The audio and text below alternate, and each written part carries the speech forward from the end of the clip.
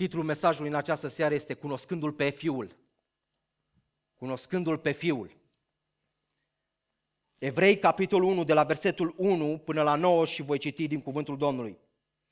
După ce a vorbit în vechime părinților noștri prin proroci, în multe rânduri și multe chipuri, Dumnezeu, la sfârșitul acestor zile, ne-a vorbit prin Fiul, pe care l-a pus moștenitor al tuturor lucrurilor și prin care a făcut veacurile.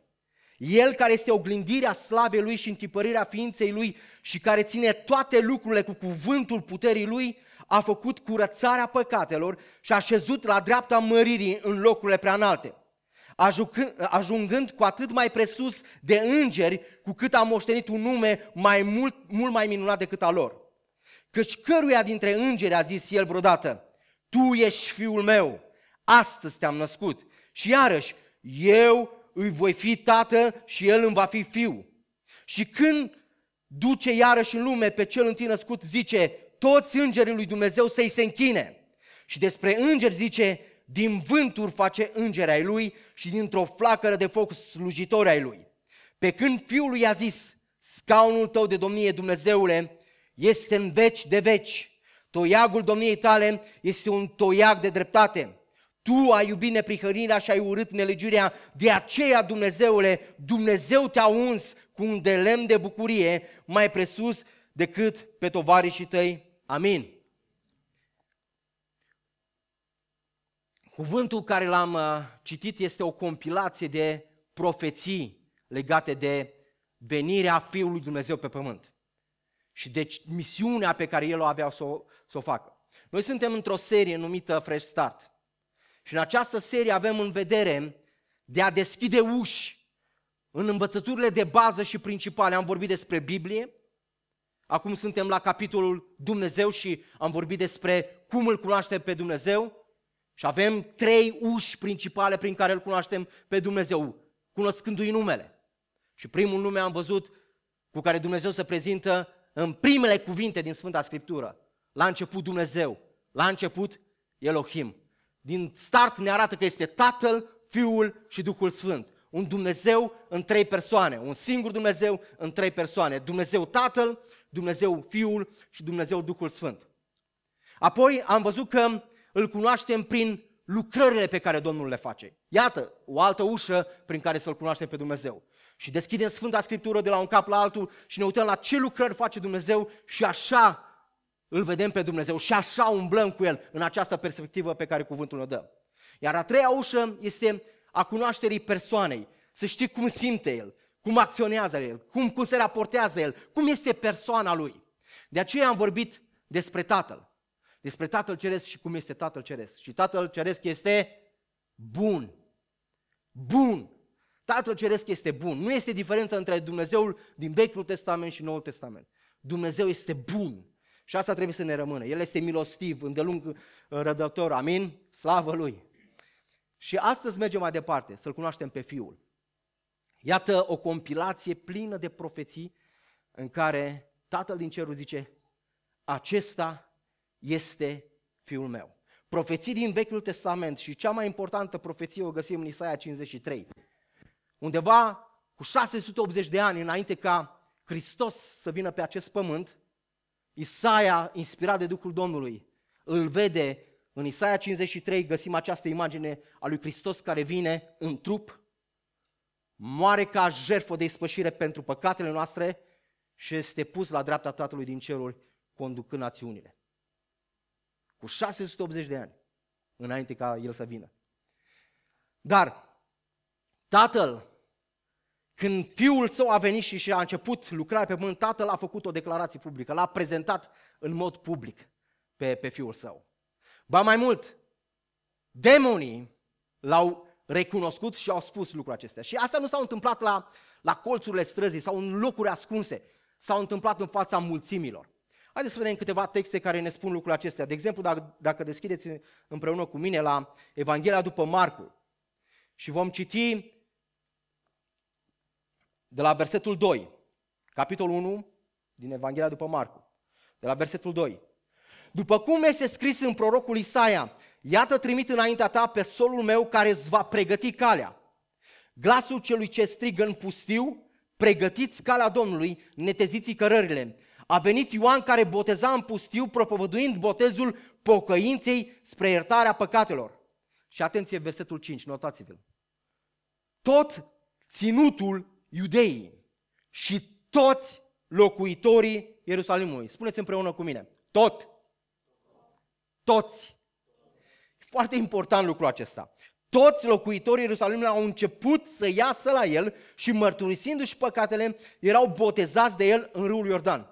Iată contextul în care Tatăl îl va anunța pe Fiul.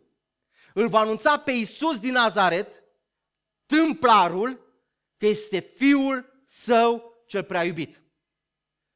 Conform unor istorici de bază ai antichității, aflăm despre faptul că, de exemplu, de la Tacitus și Iosefeus, dar Tacitus spune în felul următor că în perioada aceea, în anii 70, când Ierusalimul a fost distrus, erau undeva la 600.000 de locuitori în Ierusalim. Iosefeus spune că, de fapt, depășea cifra de 1.000.000, ținând cont de faptul că, când Ierusalimul a fost distrus, au murit peste 100.000 de evrei care au fost puși într-un anumit loc ca lumea să-i vadă. Iar 90.000 au fost vânduți ca sclavi. Deci mulțimi de oameni. Haideți să nu ne ducem la 1.000.000, dar haideți să luăm 500.000. 500.000 de oameni se duceau în pustiu ca să audă o predică a unui om îmbrăcat în păr de cămilă, cu piele de cămilă. Și a cărui mesaj nu era prea blând. Pui de vipere, pocăiți-vă, de ce fugiți de mânia viitoare? Și acest om era trimis să pregătească calea venirii lui Iisus Hristos. În contextul mulțimilor, sute de mii de oameni, apare și Iisus ca să fie botezat. Și dacă dați pagina sau faceți click la next,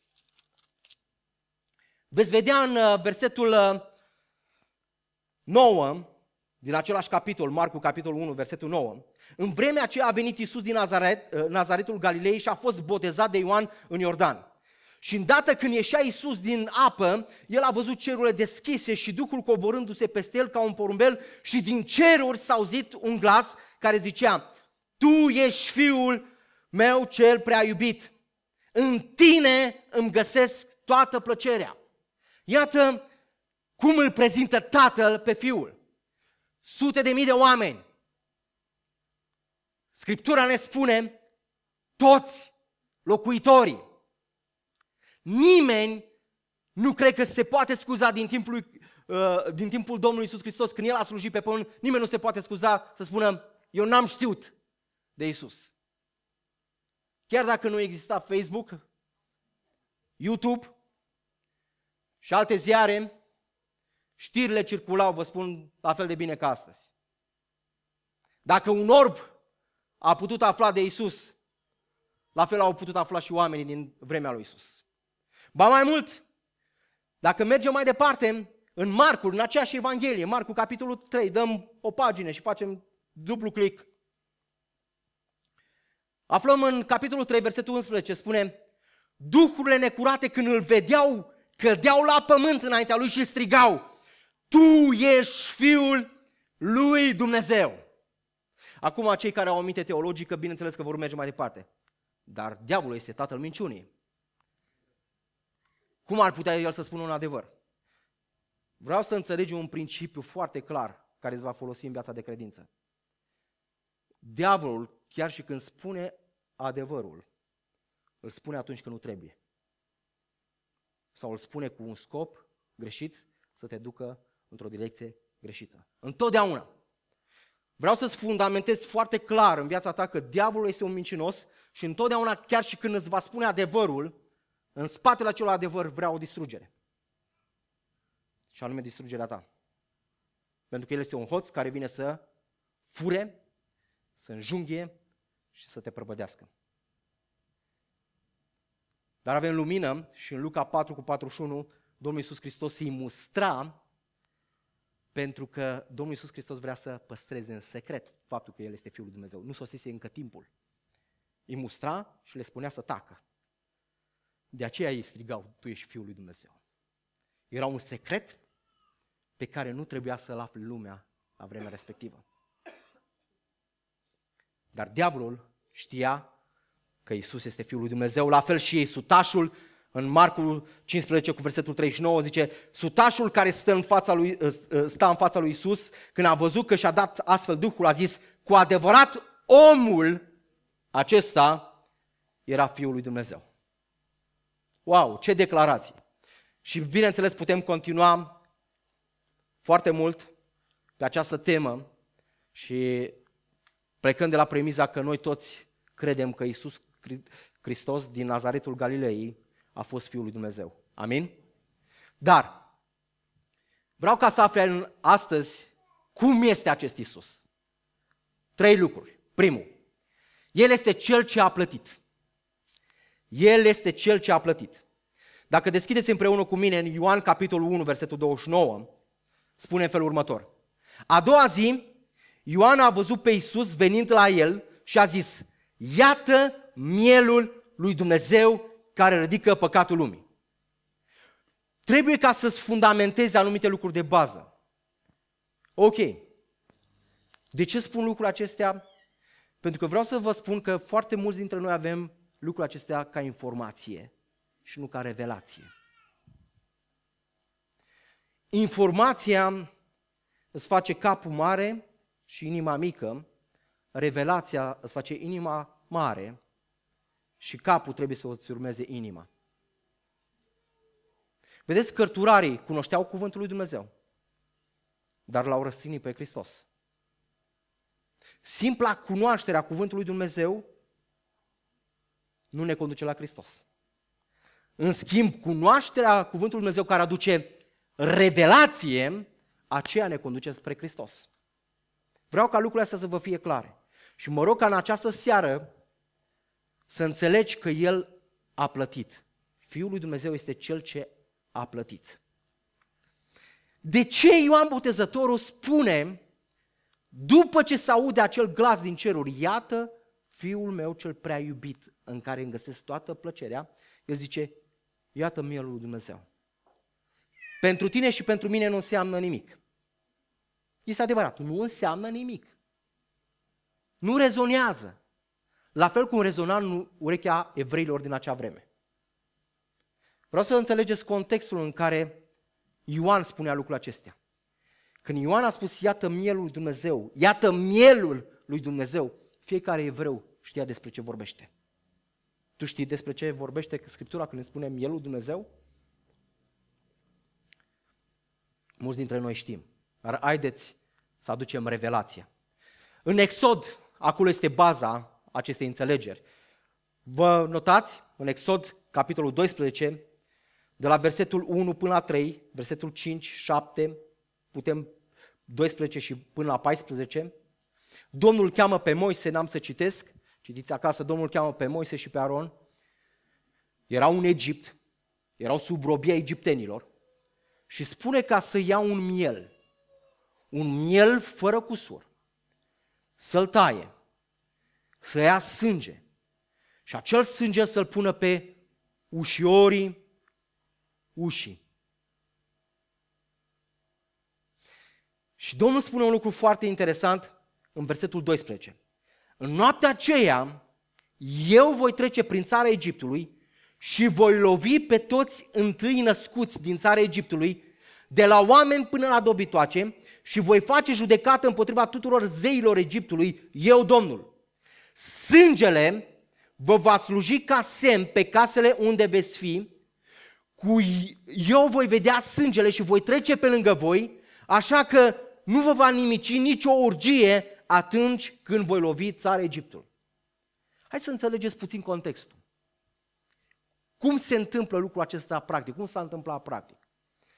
Moise primește de la Domnul această poruncă. Să ia sânge de miel fără cusur și să-l pună pe ușorii ușii. Ce face Moise? La un popor destul de mare, de sute de mii de oameni, ce face? Îi cheamă pe bărbați. Cheamă pe bărbați și le zice, bărbaților, iată ce mi-a vorbit Domnul. Luați sânge de miel fără cusur și vă puneți la ușorii ușii. Iar Domnul va trece în seara aceasta și acolo unde va fi acest sânge, El va trece mai departe și voi veți fi salvați. Iar unde nu va vedea sânge, va lovi pe întâiul născut, fie de la oameni, fie de la întâi dobitoace. Ce fac bărbații? Se duc acasă.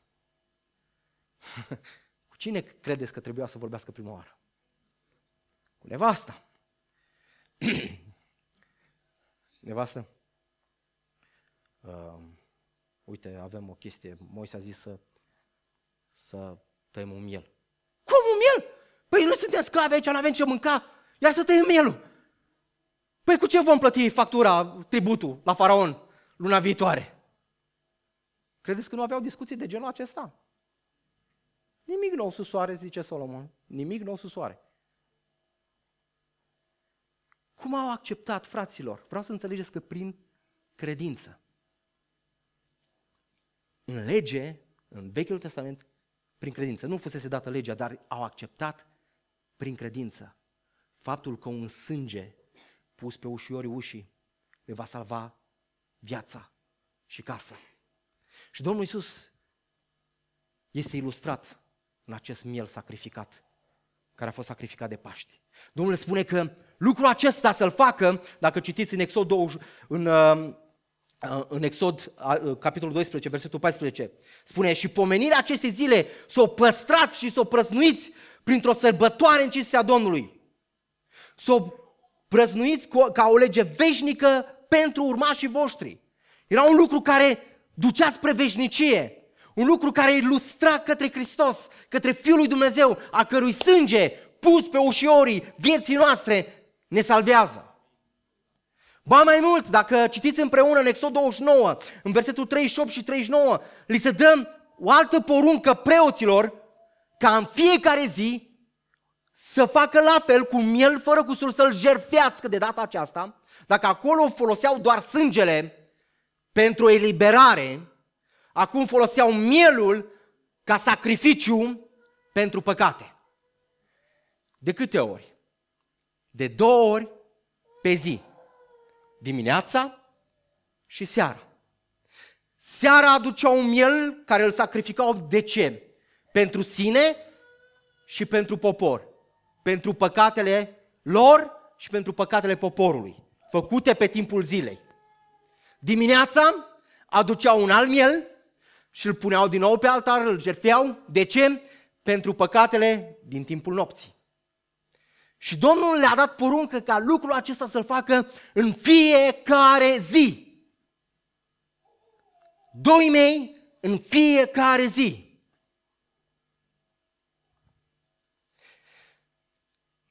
Fiindcă plata păcatului este moartea. Mi-aduc aminte, înainte să mă întorc la Domnul, fără a auzi Evanghelia, am știut că voi plăti pentru păcatele mele. Am știut că cumva trebuie plătite păcate, dar nu știam cum. Și am încercat prin diferite metode și fratele meu știe cel mai bine lucrul acesta pentru că a fost participant la plata păcatelor mele. Și anume, am încercat să mă autopedepsesc. Mi-am luat o curea, pentru că așa văzusem într-un film și am zis ok, trebuie să mă pedepsesc pentru că sunt păcătos. Trebuie să plătesc, să sufăr pentru păcatele mele. Atenție, eu nu știam despre jertfa lui Hristos. Într-o țară ortodoxă. Nu înțelegeam absolut nimic despre lucrurile acestea și nimeni nu spusese. Dar în mine exista gândul veșniciei. Și nu vreau să mă duc în ea. Am considerat că bătaia aceea nu a fost suficientă, nu a fost plata suficientă pentru păcatele mele. Atunci l-am chemat pe fratele meu și am zis nu, trebuie să o facă altul mai cu sete. Și a făcut-o fratele meu mai cu sete. Problema a fost că a rămas doar cu durere. Presiunea păcatului a rămas în continuare în viața mea. Și așa fac mulți oameni. Problema și mai mare este că, într-un fel sau altul, așa fac și mulți credincioși. Așa poate faci tu. Când păcătuiești, bănuiesc că mai păcătuiți. Într-un fel sau altul. Atenție, fac diferență între a trăi în păcat și a mai păcătui. Ce faci? Care este reacția ta? Deciziile majore care le iei și forțarea aceea care o faci, de ce o faci? Vă spun foarte clar. Există aceeași tendință de a ne răscumpăra păcatele. Vă mai spun un lucru care vă șochează. Mulți veniți la biserică ca să vă plătiți păcatele. De fapt, venirea la biserică este o obligațiune. Știi, Doamne, eu am fost prezent astăzi, poate mă treci și tu, mă tai din registrul datoriilor. Nu, glumim, dar asta este realitatea. Nu înțelegem cu adevărat semnificația sângelui. Rugăciuni de genul acesta cu siguranță ați auzit. Doamne, iartă-mă pentru păcatele știute și neștiute. Ne rugăm seara înainte de culcare, ne facem rugăciunea, Doamne, dacă cumva am greșit astăzi, te rog să mă ierți. Și într-un fel sau altul, atenție, nu vă spun să nu vă mărturisiți păcatele. Pentru mine mărturisirea păcatelor are o altă relevanță. Dar mulți dintre voi faceți mielul de seară și mielul de dimineață. Doamne, dacă cumva am păcătuit, mai aduc o jertfă în seara asta, prin rugăciunea care ți-o fac, ca să mă ierți. Iisus Hristos a fost mielul care s-a dat odată pentru întotdeauna. Pentru păcatele trecute, prezente și viitoare. Ceea ce sunt prin harul lui Dumnezeu. Și voi rămâne în credință prin harul Său. Și voi umbla în credință doar prin harul Său. Și ceea ce mă ține în credință este doar harul Său, nu forțarea mea. Niciunul dintre noi și niciun om de pe acest pământ nu va putea umbla prin forțe proprii. Ceea ce dă putere în viața aceasta de credință să trăiesc curat este harul Lui. Eu nu mă lupt să trăiesc curat. Orice luptă pentru a trăi curat este pur legalism. Eu trăiesc curat pentru că Cel ce lucrează în mine, El mă face să trăiesc curat. Și aceasta este credința în har. Cum credeți că erau oamenii dincolo de ușă? Erau aceiași. Au pus sângele. Și acea credință i-a scos din robie. E foarte important să înțelegeți acest aspect. Că El este Cel ce a plătit pentru păcatele noastre. Amin? În 1 Petru, capitolul 1, versetul 18 și 19 zice că știți că nu cu lucruri pieritoare, cu argint sau cu aur ați fost răscumpărați din felul de șer de viețuire pe care îl moșteniserăți de la părinții voștri, ci cu sângele scump al lui Hristos, mielul fără cusur și fără prihană. De ce zice nu cu aur și cu argint? De ce spune lucrul acestea? Nu cu lucruri pieritoare ați fost răscumpărați. Ce reprezintă aurul și argintul? Banii tăi, oameni buni. Munca ta. Adică nu prin forțarea ta, nu prin acțiunile tale. Ai fost smulți din acest veac rău. Ai fost smulți din moștenirea părinților tăi pe care ai luat-o, acea moștenire spirituală. Nu tu te-ai scos de acolo, ci doar sângele lui Iisus Hristos și credința în sângele acestui miel fără cusur și fără prihană, care este Iisus Hristos. Amin? Puneți-vă fundamentul pe stâncă și stânca este doar una singură, Iisus Hristos. Amin? Harul, belșugul de binecuvântare, l-a făcut pe Petru să cadă în genunchi să zică: Tu ești Domnul, Iisuse. Tu ești Domnul, pleacă că sunt păcătos.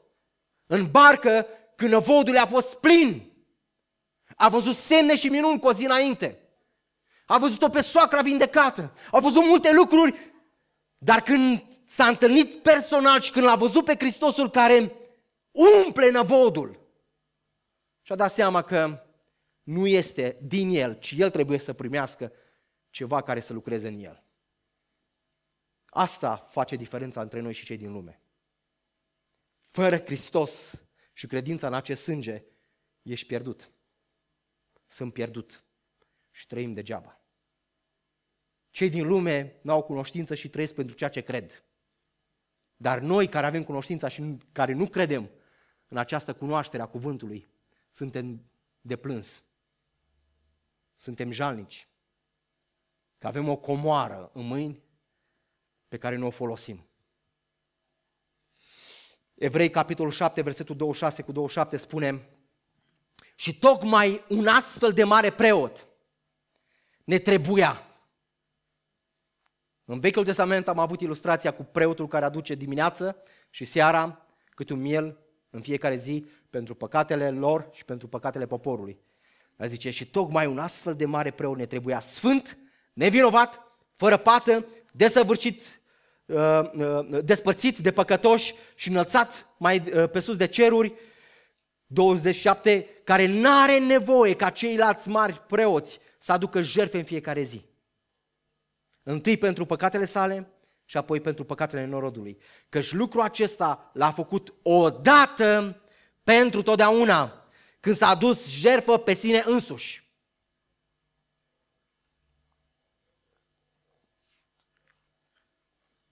Fraților, cei care sunteți din Biserica Punctul Zero, voi știți lucrul acesta, că cred într-o viață sfântă, cred într-o viață eliberată, cred într-o viață binecuvântată de Domnul, cred în toate lucrurile acestea. Dar vreau să vă înțelegeți un lucru foarte clar, că credința creștină, în majoritatea, în ei mă refer, biserici tradiționale sau libere ajung să trăiască în legalism. Dacă nu-ți mărturisești păcatele, ajungi în iad. Și în felul acesta avem de-a face cu altă evanghelie. Mărturisirea păcatelor tale te salvează pe tine sau Iisus Hristos? Iisus Hristos mă salvează pe mine. Jertfa Lui mă salvează pe mine. Recunoașterea și primirea acestei jertfe mă salvează pe mine. Iar Proverbe îmi spune că cel care își ține ascuns păcatul nu propășește. Avem de-a face cu un alt subiect.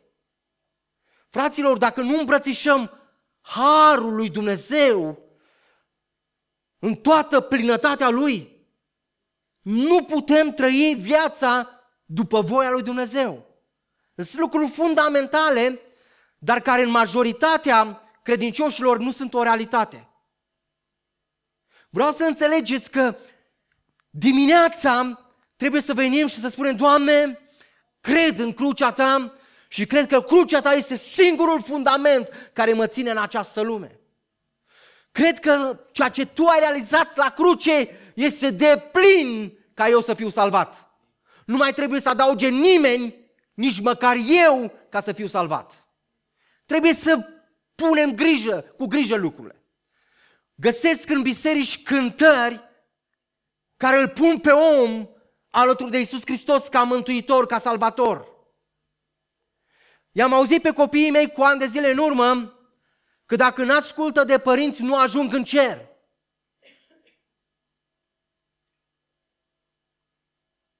Calea către cer este ascultare sau nu mai știu cum. Și am zis, este de la dracu. Este de la dracu. I-am chemat pe copii și am zis, este de la dracu. Vei fi un rob toată viața ta. Dacă calea către cer este ascultarea, calea către cer este Ioan 14 cu versetul 6. Iisus a zis, eu sunt calea, adevărul și viața și nimeni nu vine la Tatăl decât prin mine. Amin.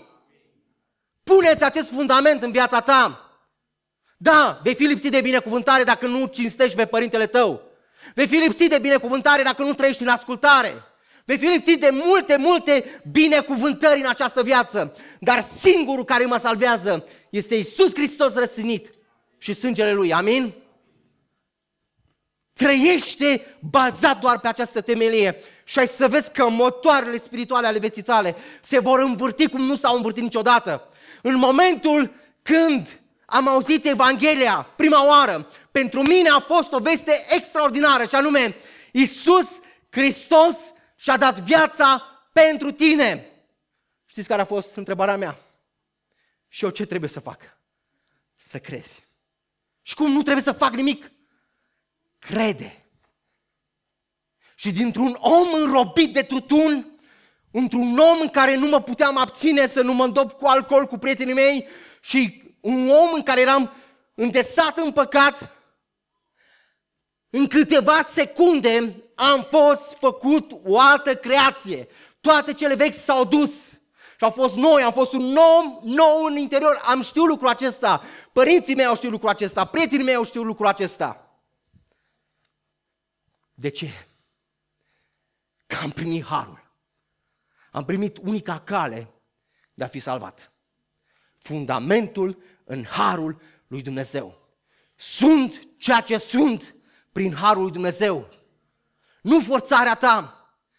Știai că oameni care au trăit și trăiesc și vor trăi mai sfânt ca tine vor merge în iad. Atenție! Sunt oameni care trăiesc o viață morală 100%. Și totuși merg în iad.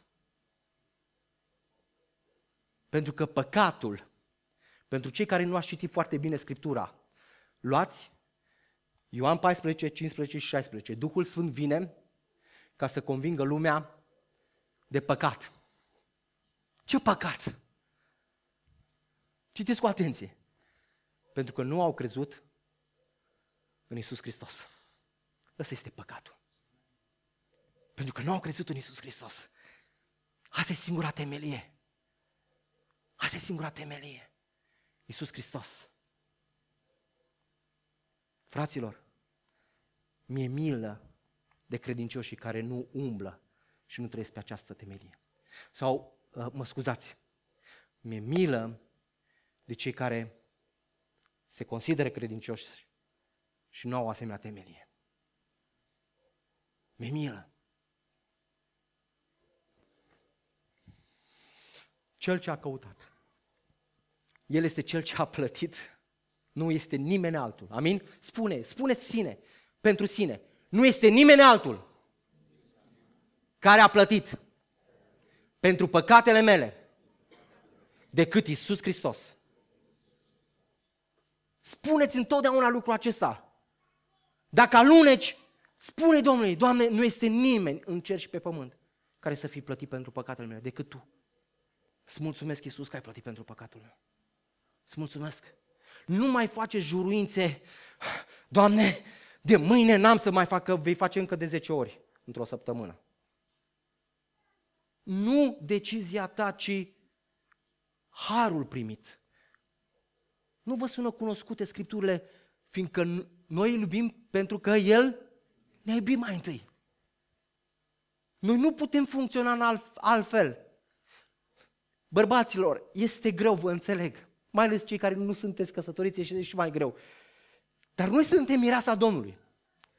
Biserica este mireasa Domnului.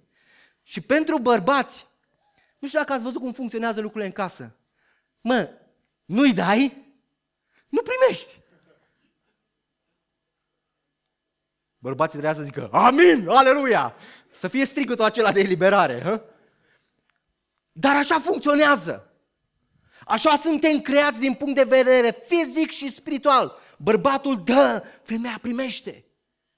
Și Dumnezeu a lăsat lucrul acestea ca să înțelegem cum funcționează cu El. Nu primește soția va fi botoasă toată ziua. Scuze, Moni. Va fi toată ziua. Și tu zici, băi, nu mă iubește, mă. Pentru că n-ai înțeles principiul.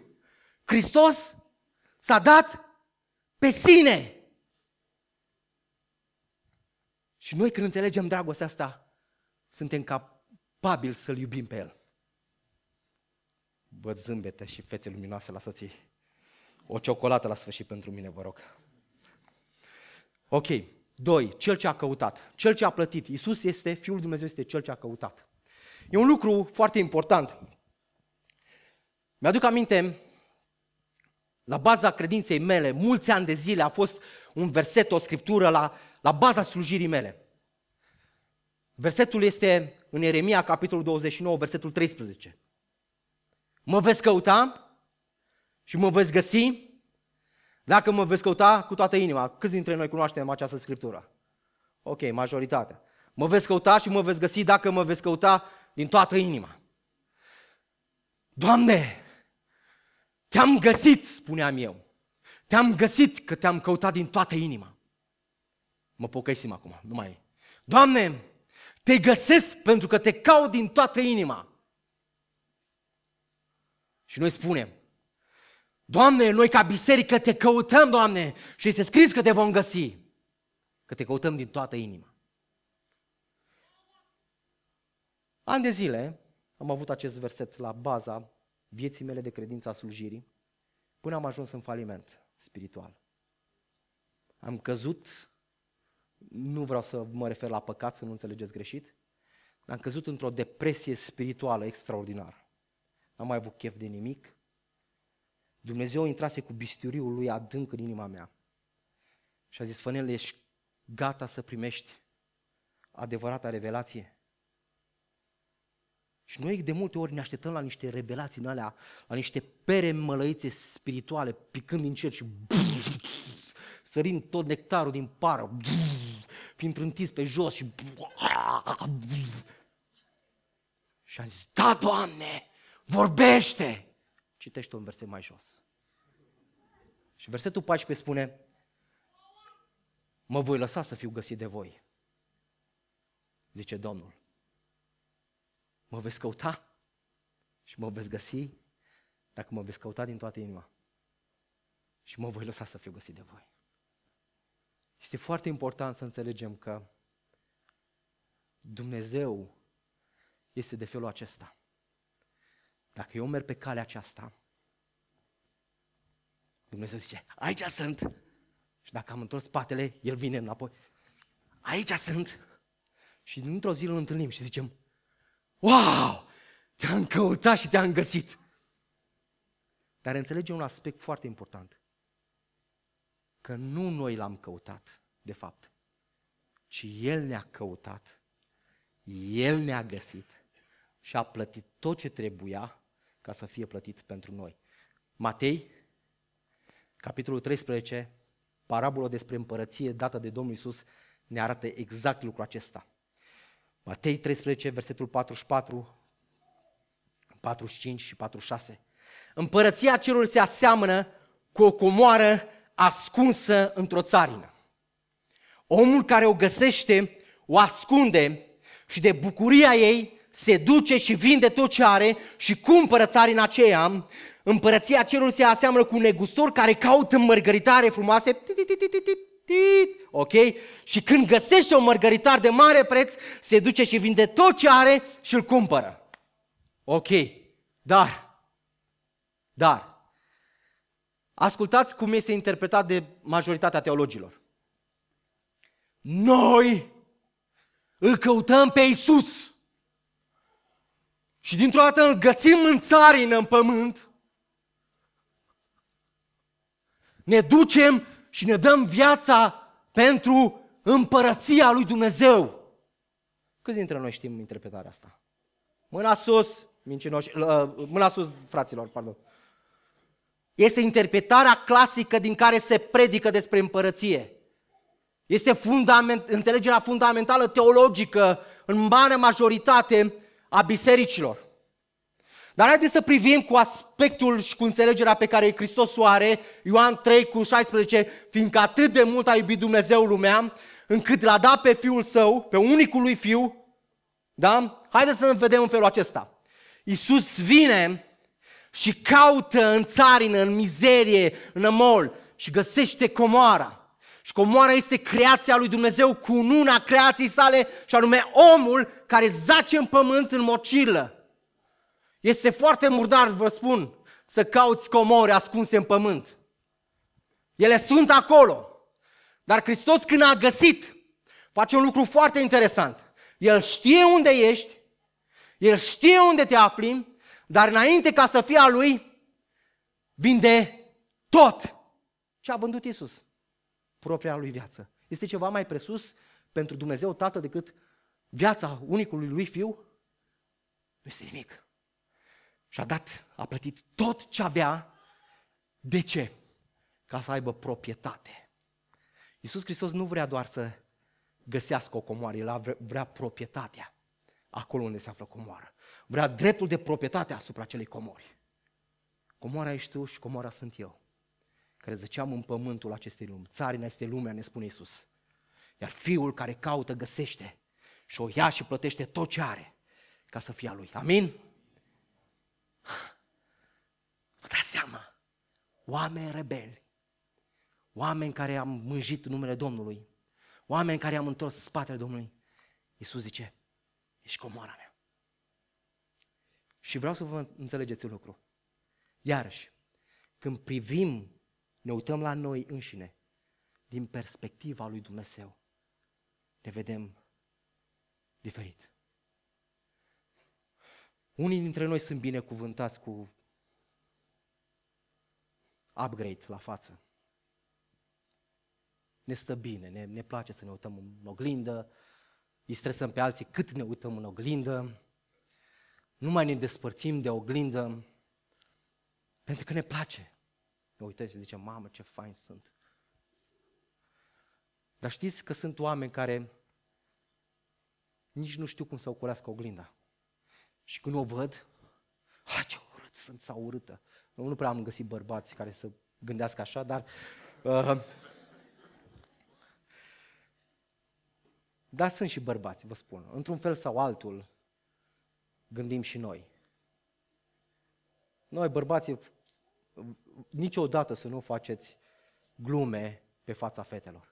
Voi ce mol că ai nevastă în seara! Niciodată să nu faceți glume că ați nenorocit o săptămână, 2 de relație cu ea. Niciodată, da? Ok? Lucrurile acolo sunt mult mai sensibile. Nu, încă nu am lumină, poate am lumină, dar acum nu am timpul să intru în subiect. Dar pentru bărbați, te duci în clădire, mamă, ce față am, voi cum arăți, fratele. Ok? Noi facem glume pe lucrurile acestea, dar ce-ar fi ca dimineața, fie bărbat sau femeie, pentru că nu am găsit... Acum au apărut tot felul de coperți, da? Cu culori diferite, pink, roșu, negru, da? Adică ca fetele să aibă Biblia lor, noi bărbați să avem Biblia noastră, dar conținutul este același, ok? Deci nu avem epistola către femei a lui Lidia sau mai știu eu cine, ok? Nu avem lucruri de genul, avem acea scriptură pentru toți. Și să te duci în fața oglinzii, bărbat și femeie, să stai acolo și să te uiți, da, indiferent cum arăt, am fost creat într-un chip minunat în pântecele mamei mele. Să te uiți în oglindă să zici, sunt creația lui Dumnezeu. Mâna lui Dumnezeu m-a făcut acolo. Indiferent cât de mult a vrut tata sau mama, dacă au vrut sau nu au vrut, dacă s-au simțit bine în seara aia sau nu s-a simțit bine în seara aia, dacă nu s-a dus la farmacie sau, în fine, indiferent ce s-a întâmplat, mâna lui Dumnezeu m-a creat. Spuneți lucrul acesta, stai în fața oglinzii și spune, sunt creația lui Dumnezeu. Și dintr-o dată, atenție, pentru unii care merg cu un pas mai departe decât vreau să vă duceți, nu gândiți că e gândire pozitivă. Ca unul care am fost înrădăcinat în lucrurile acestea, vă spun că habar n-aveți ce spuneți. Am făcut ipnoză, chiromanție și tot felul de lucruri de genul acesta, gândire pozitivă. Gândeam ca prostul pozitiv și nu se întâmpla nimic. Nu gândiți! Gândirea pozitivă este inspirată din Scriptură pentru că este mărturisirea adevărului. Ei ce au făcut? A zis, vom putea mărturisi lucruri în afara adevărului. Și aceasta este greșit. Ok? Aceasta este greșit.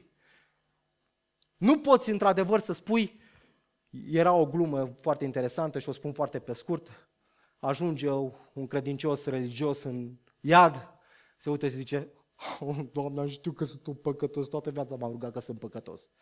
Și ajunge și unul care proclama tot timpul adevărul, ignorând circumstanțele, ajunge și el în iad. Și când ajunge în iad, se uită, închide ochii și zice, proclam că aici este raiul. Proclam că aici este raiul, ok? Deci nu vorbim despre lucrurile acestea, da? Trebuie să ne uităm la circumstanțele din jurul nostru, dar prin prisma adevărului, ok? Prin prisma adevărului și să proclamăm adevărul. Doamne, sunt în situații grele financiare. Ce spune cuvântul Tău? Ce spune cuvântul Tău? Că vei purta de grijă. Oricine va chema numele Domnului va fi salvat. Da? Dacă umblu cu Tine, Doamne, chiar dacă voi fi tânăr sau bătrân, nu voi fi părăsit, urmașii mei nu își vor cerși pâinea. De ce spun lucrurile acestea? Pentru că le spune cuvântul lui Dumnezeu. Și aceasta nu este gândire pozitivă, este proclamarea adevărului. Amin? Amin? Iisus Hristos este Cel ce caută, Cel ce te-a căutat și noi toți suntem comoară, pentru că suntem cununa creației lui Dumnezeu. Iisus Hristos n-a murit pentru maimuțe, pentru elefanți, pentru câini, vagabonzi, pentru mai știu eu ce, să le secreze adăposturi. Iisus Hristos a murit pentru o singură categorie de ființe din universul acesta. Pentru mine.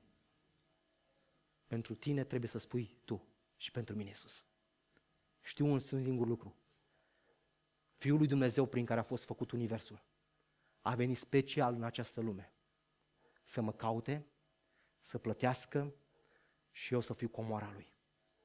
Atenție, copiii mei sunt comoara mea. Comoara mea și a soției mele. Asta e perspectiva mea. Oare cum o fi perspectiva lui Dumnezeu? Înțelegeți că nu suntem niște oameni care strigăm amărâți în acest pământ, vino, Doamne Iisuse, și ne ia, vino, că nu mai suport. Nu. Suntem oamenii pentru care s-a plătit sânge de Dumnezeu. Înțelegeți? Așa trebuie să umblăm în această lume. Cel ce a plătit, cel ce caută și cel întrupat. Vreau să înțelegeți un lucru și ne apropiem de încheiere. Cel întrupat este foarte necesar să înțelegem că e o învățătură de bază. Nu e o învățătură cu care trecem cu vederea. De exemplu, Ioan, capitolul 1, versetul 1, zice, la început era cuvântul și cuvântul era cu Dumnezeu și cuvântul era Dumnezeu. În versetul 2, El era la început cu Dumnezeu, toate lucrurile au fost făcute prin El și nimic n-a fost făcut fără El. Și versetul 14, și cuvântul s-a făcut trup și a locuit printre noi. În 1 Ioan, capitolul 4, versetul 2 și 3, ni se spune, atenție, Duhul lui Dumnezeu să-L cunoașteți după aceasta. Orice duh care mărturisește că Iisus Hristos a venit în trup este de la Dumnezeu.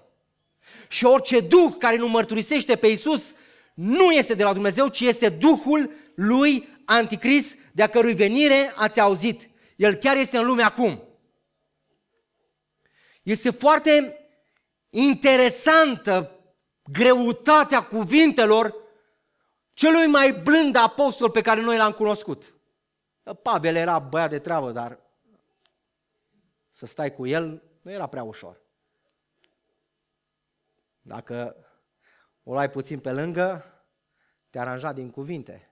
Cei care nu cunoașteți limba greacă, să știți, cuvintele lui sunt foarte grele. De fapt, nici nu au putut fi traduse de jenă. Avea un vocabular foarte tăios, să știți, Pavel.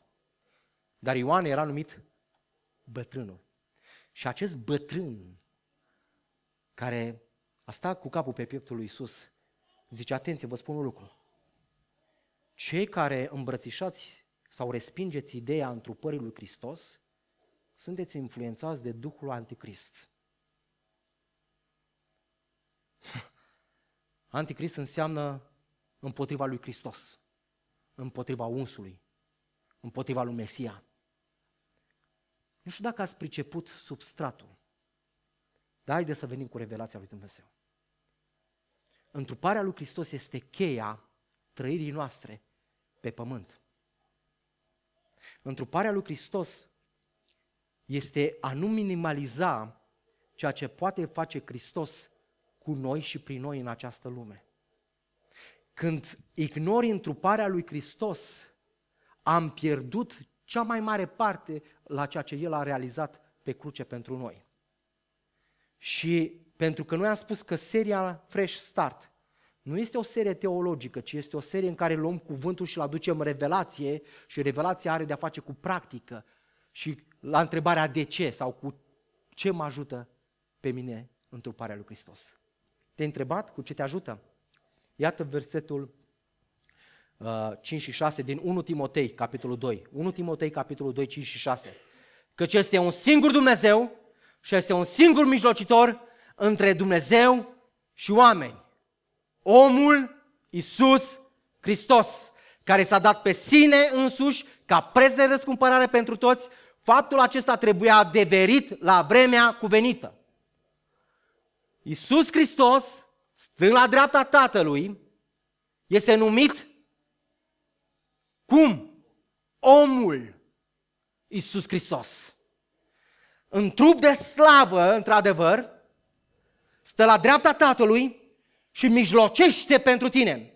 Un singur mijlocitor între Dumnezeu Tatăl și om. Omul Iisus Hristos.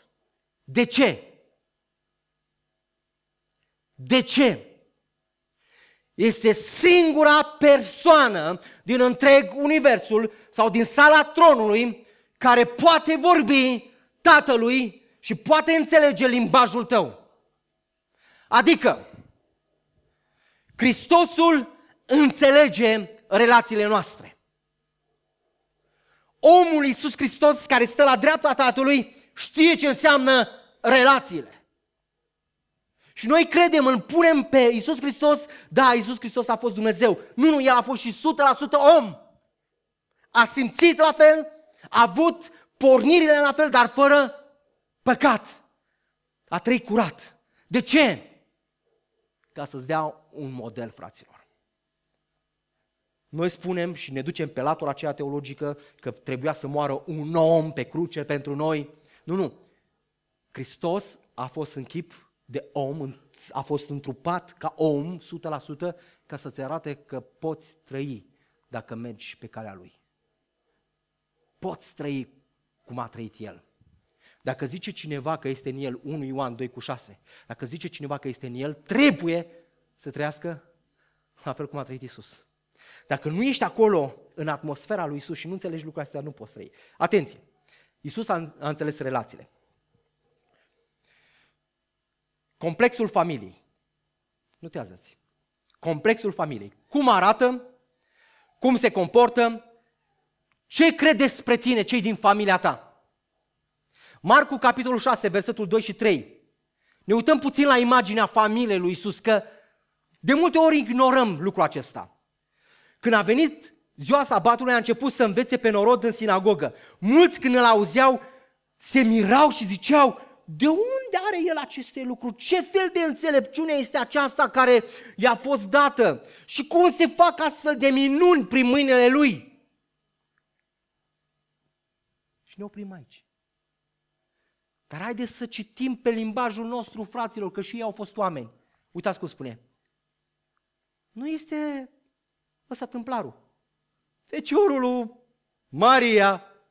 Fraților, Iisus te înțelege dacă vii dintr-o familie de urâți. Și ți-e rușine cu ei. Noi râdem, dar sunt oameni care le-e rușine să-și prezinte tata, mama, fratele. Aoleu, o să o vadă ăștia pe sora mea, fratele meu. Fraților, trebuie să înțelegi că a fost om. Și spiritualizăm, și asta este de la dracul, spiritualizând foarte mult lucrurile și detașându-ne de faptul că Iisus a fost om, e Duhul Anticrist. De ce? Pentru că nu mai avem un mijlocitor. Înțelegeți, când eu vin și vă spun un lucru. Am un unghi, sunt brunet, dar este și mai negru ca mine. 80-90%. Toată viața m-am scuzat că mama m-a lăsat prea mult la soare când eram la mare și pigmentul mi s-a stricat. Fratele meu e blond, ochii verzi, mama mea e albă, tatăl meu e alb, numai eu sunt negru. Ok? Și tot timpul a trebuit să mă scuz că sunt altcumva. Și Doamne ferește ca prietenii mei să mă vadă cu unchiul meu care e mai negru, mai tuciuriu ca mine. Că întrebarea era următoarea. Băi, voi vă ocupați de burlane și ceauane? Și vă spun foarte clar că în momentul când venea unchiul meu, fugeam din fața blocului. Ca nu cumva să fiu asociat cu ei. Mă scuzați, da? Am trăit sub presiunea aceasta și nu știu dacă chiar Domnul m-a vindecat de lucrurile astea. Ok? Și Iisus înțelege situația mea. Mă pot duce și să-i spun lui Iisus, Doamne Iisuse, Tu înțelegi problema mea. Tu înțelegi? Uite, tu nu te-ai ascuns de familie. Surorile tale erau acolo și chiar ți-au pus probleme. Slujind acolo, având succes, ăia s-au uitat la surorile tale și au zis, păi ăsta vine din aceeași familie. Înțelegeți? Dați-vă ochelarii religioși și citiți Scriptura, cum ne-a dat-o Domnul. Lăsați ca revelația să fie acolo așa cum a lăsat-o Domnul. Ok, n-ați înțeles prea multe, dar haideți să vă dau un comportamentul familial, cum se raportau membrii din familia lui Iisus. Cei cu mame dominante, fiți atenți aici. Ioan capitolul 2, de la versetul 1 până la 5. A treia zi s-a făcut o nuntă în Cana din Galileea. Și mama lui Iisus era acolo.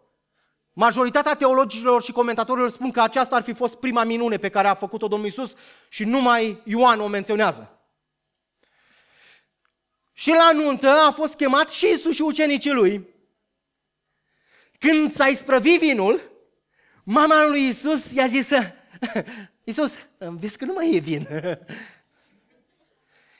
Iisus i-a răspuns, femeie, ce am a face eu cu tine? Nu mi-a venit încă ceasul.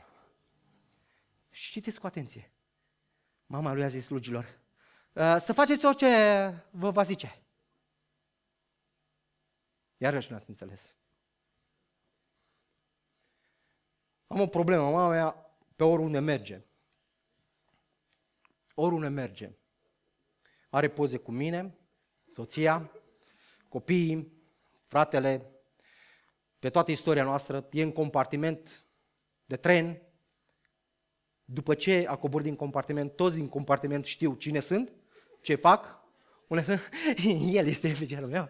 Uitați-și pe soția și copiii și, e păstor, da, e păstor, cum să nu? Și nu-i pocăită, ok?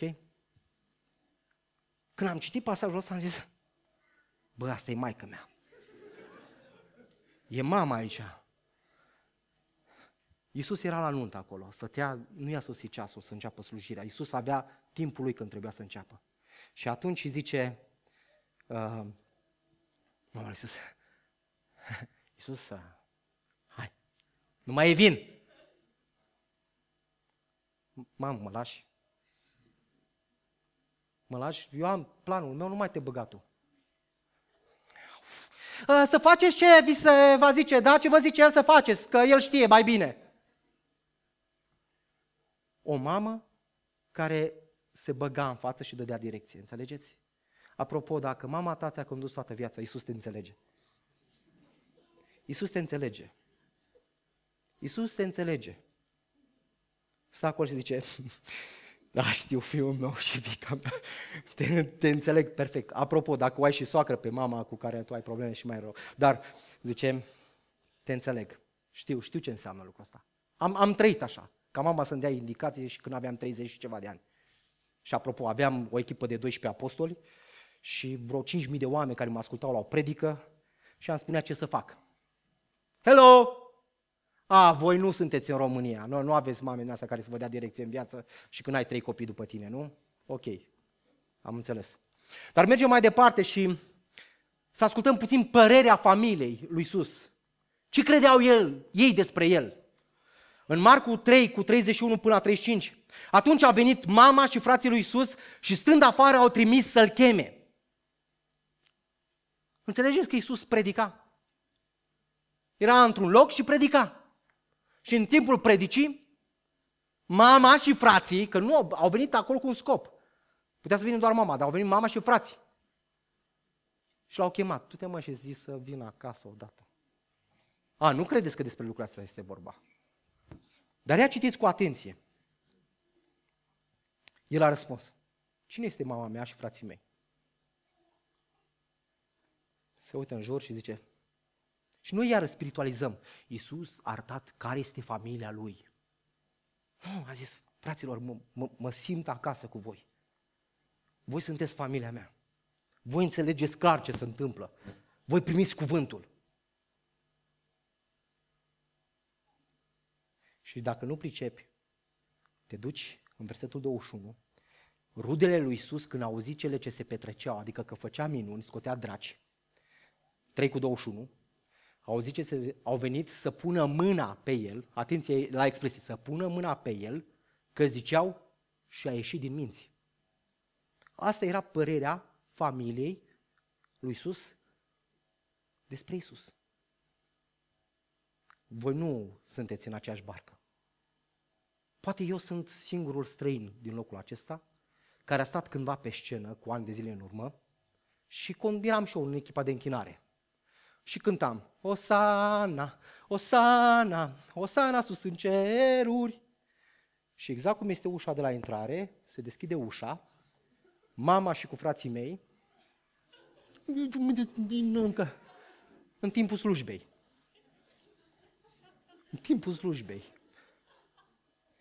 Bineînțeles, de ce îmi făcea cu pumnul așa? Nu era un semn secret între noi. Era declarația lor că mi-am ieșit din minți. Te-au drogat, ai nebunit, ți-ai ieșit din minți. Cum credeți că m-am rugat? M-am spus la Iisus, Doamne Iisus, să-ți mulțumesc că ești mijlocitorul meu. Înțelegi perfect ce simt.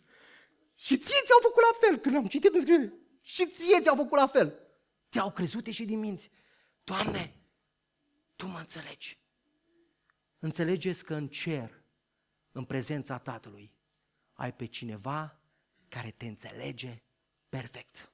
Înțelege ce înseamnă să ai buni prieteni, să-i duci în intimități extraordinare, să le arăți lucruri la care la alții nu i-ai arătat. Și când ești în grădina Ghețimani, să o ia la fugă și unul și în fund gol. Și el mai are și spune, și eu eram ucenicul care îl iubeam și pe care Domnul îl iubea. Vorbesc de Ioan. Pe Petru care a scos sabia când era Iisus de față. Gândiți-vă la paralela acesta. Iisus era de față, Petru scoate sabia, taie urechea lui ăla și când nu mai era Iisus de față, tu ai umblat cu Iisus. Eu nici nu-l cunosc. Și l-a părăsit. Sau să ai unul în echipa ta slujitor și să te vândă. Și în fața bisericii la comitet să te mai și sărute. Da. Înțelegi că știe ce înseamnă să fii trădat. Asta înseamnă mijlocitor. Înseamnă unul care stă între Tatăl Ceresc și tine și zice, da, Tată, eu știu ce simte să fii respins, să fii batjocorit, să fii mințit, să fii lăsat singur, eu știu ce înseamnă suferința emoțională, eu știu ce înseamnă problemele de familie, eu am fost om. Și atunci primește har. În modul acela, și cuvântul Domnului ne spune în Evrei, capitolul 4, cu versetul 14. Astfel, fiindcă avem un mare preot însemnat care a străbătut cerurile, pe Iisus, Fiul lui Dumnezeu, să rămânem tari în mărturisirea noastră, căci nu avem un mare preot care să n-aibă milă de slăbiciunile noastre, ci unul care, atenție, în toate lucrurile a fost ispitit ca și noi, dar fără păcat. Spune toate lucrurile, toate domeniile din viața ta în care te întâlnești cu provocări, în care te întâlnești cu ispite, în care te întâlnești cu decizii greu de luat, cu provocări, cu răni, cu lucruri fără răspuns. Iisus a fost acolo, în toate. Probleme emoționale, probleme psihice, probleme relaționale, durere fizică, El cunoaște. El, marele preot, a plătit pentru tine, a plătit pentru mine, stă la dreapta Tatălui și mijlocește și zice, Tată, am fost ispitit în toate lucrurile Lui și am rămas fără păcat. Tată, știu ce înseamnă durerea. Tată, știu cum se simte. Tată, știu prin ce trece. Tată, știu ce înseamnă să fiu despărțit de tine, să moară familia, să moară cel mai drag. Tată, stau înaintea ta și mijlocesc pentru el. Asta face Fiul lui Dumnezeu acum pentru tine. Acesta este Fiul lui Dumnezeu pe care ni-l dă Scriptura. El este Cel ce a plătit. El este Cel ce caută. El este Cel care a fost om întrupat. Și Lui dăm toată slava și cinstea. Amin. De aceea,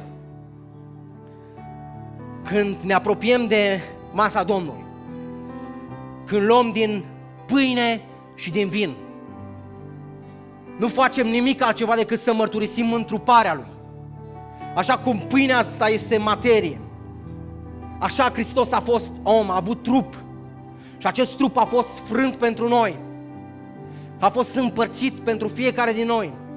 Și așa cum vinul acesta se varsă, așa sângele Lui s-a vărsat. De ce, fraților?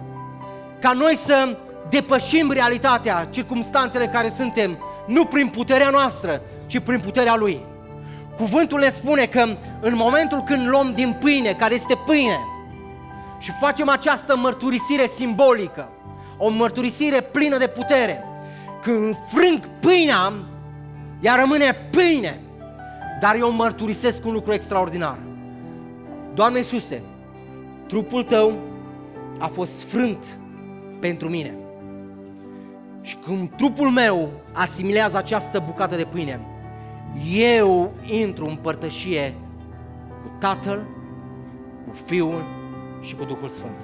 Așa cum pâinea asta devine una cu mine în momentul când am băgat-o în gura mea, cum pâinea aceasta este asimilată de organismul meu, zice Scriptura că noi intrăm în părtășie cu Iisus, în legătură cu Iisus.